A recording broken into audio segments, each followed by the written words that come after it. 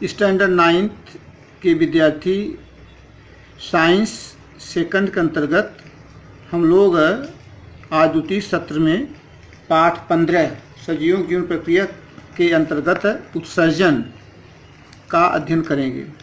जैसा कि विद्यार्थियों आप सब जानते हो, हमारे आपके घर में प्रतिदिन थोड़े कचरे तथा व्यर्थ पदार्थों का निर्माण होता रहता है। अगर हम लोग ये सोचें कि अगर ये कचरा अनेक दिनों तक हमारे घर में रहने दिया जाए तो क्या होगा।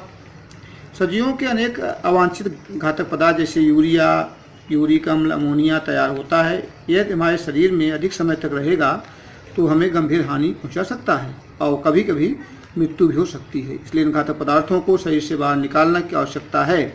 अब यहाँ प्रश्न उठता है विद्यार्थियों को, उत्सर्जन किसे कहते हैं। इसकी परिभाषा पेज नंबर 165 पर है कि इस प्रक्रिया के लिए अलग अलग सजीवों में अलग अलग पद्धति होती है। अपशिष्ट घातक पदार्थों शरीर से बाहर निकालने की प्रक्रिया को उत्सर्जन कहते हैं। एक कोशीय पदार्थों के लिए कोई विशेष अंग नहीं होते, बहुकोश के लिए अंग होते हैं।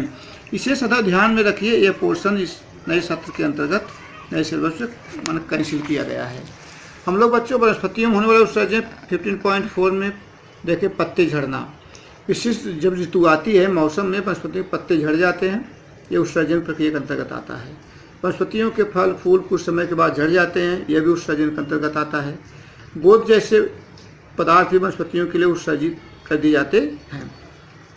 तो वनस्पतियों की उत्सर्जन प्रक्रिया प्राणियों में उत्सर्जन प्रक्रिया की अपेक्षा सरल होती है विद्यार्थियों, क्योंकि उसके लिए कोई अवशिष्ट अंग विशेष नहीं पाए जाते।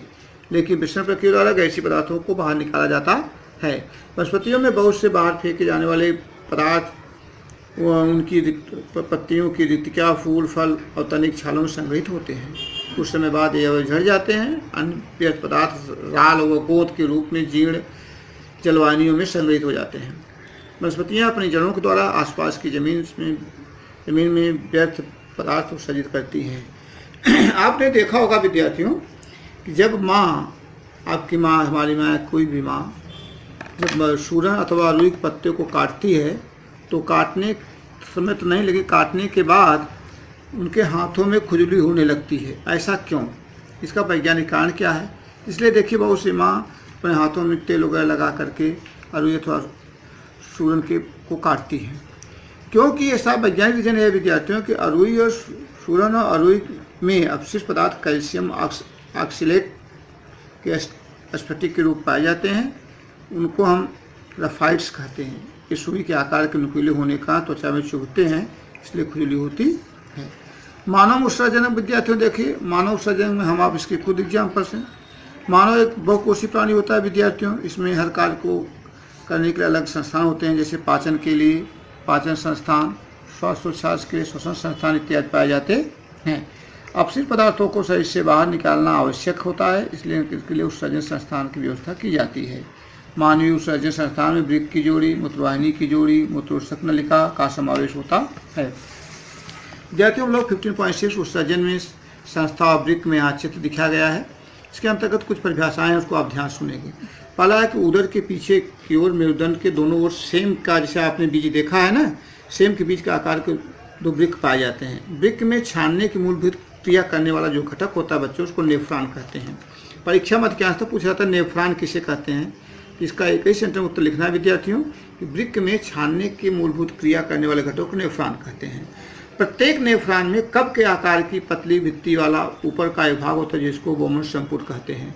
बोमन संपुट जो होता है ये विद्यार्थियों, इस पर आप ध्यान देंगे, एक कप के आकार का होता है, वहाँ दिखाया जाता है। यहाँ बोमन संपुट यहाँ दिखाया गया है।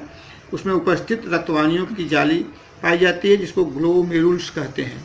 ग्लोमेरुल्स जो एक जाली होती है उसमें पाई जाती है। यकृत में तैयार हुआ यूरिया रक्त में आता है और यूरिया युक्त रक्त ग्लोमेरुलस में जाता है। उस समय ग्लोमेरुलस में उपस्थित रक्त कोशिकाओं द्वारा रक्त का छनन होता है। वह यूरिया व तत्सम पदार्थ अलग कर लिए जाते हैं। अब बच्चों, इसी में पेज नंबर 167 में 15.6 के अंतर्गत बातें रही। अब हम इसी के अंतर्गत 15.7 में नेफ्रॉन का अध्ययन करेंगे। आता है नेफ्रॉन से आप क्या समझते हैं, उसको हमने परिभाषा जैसे आपको बताया कि वृक्क में छानने की मूल क्रिया को नेफ्रॉन कहते हैं। बोमन संपुट के चयनशील पटल से पानी अणु और अन्य पदार्थों के महीन अणु क्षेत्र से बाहर निकाल दिए जाते हैं। बोमन संपुट का द्रव बाद में नेफ्रॉन नलिका में आता है। पानी और उपयुक्त अणुओं का रक्त में पुनः अवशोषण कर लेते हैं, लेकिन बचे हुए अवशिष्ट पदार्थ वाले द्रव्य से मूत्र तैयार किया जाता है। यह मूत्र मूत्रवाहिनियों के द्वारा मूत्राशय में एकत्रित होता है और मूत्र नलिका के द्वारा से बाहर निकाल दिया जाता है। इसलिए हम हमेशा मूत्र विसर्जन पर नियंत्रण कर सकते हैं। मानव में वृक्क के उत्सर्जन, मानव में वृक्क जो है उत्सर्जन का प्रमुख अवयव है। अगर आपसे पूछा जाए कि मानव के शरीर में प्रमुख अवयव क्या है, वृक्क है, परंतु त्वचा व फेफड़े भी उत्सर्जन क्रिया मदद करते हैं। दायां वृक्क जो होता है विद्यार्थियों, बाएं वृक्क की अपेक्षा थोड़ा नीचे रहता है। प्रत्येक वृक्क में साधारणतः 10 लाख नेफ्रिन पाए जाते हैं। कितने पाए जाते हैं? 10 लाख, लगभग 10 लाख। साधारण व्यक्ति के शरीर में 5 लीटर रक्त पाया जाता है। स्वस्थ व्यक्ति शरीर में जो प्रतिदिन वृक्क में 400 बार छाना जाता है। 5 लीटर रक्त जो होता है बच्चों 24 घंटे में 400 बार छाना जाता है। वृक्क प्रतिदिन लगभग 190 लीटर रक्त छानता है, जिसमें 1 से 1.9 लीटर मूत्र तैयार होता है। बचा हुआ द्रव पदार्थ पुनः अवशोषित कर लिया जाता है। तो हम लोग विद्यार्थियों आज पार्ट 9 के अंतर्गत इतना अध्ययन करेंगे। उसके संदर्भ कुछ आपको होमवर्क देते हैं, उसको आप ध्यान देंगे। यहाँ पे स्टैंडर्ड 9 में पार्ट 15 सजीवों की कुछ प्रक्रियाओं में होमवर्क में पहला प्रश्न है उत्सर्जन किसे कहते हैं, इस उदाहरण द्वारा स्पष्ट करो। प्रश्न दूसरा विद्यार्थियों वनस्पति में होने वाले उत्सर्जन प्रक्रिया को स्पष्ट करें। इसे पॉइंट में लिखना है, 4 पॉइंट कम से कम लिखेंगे।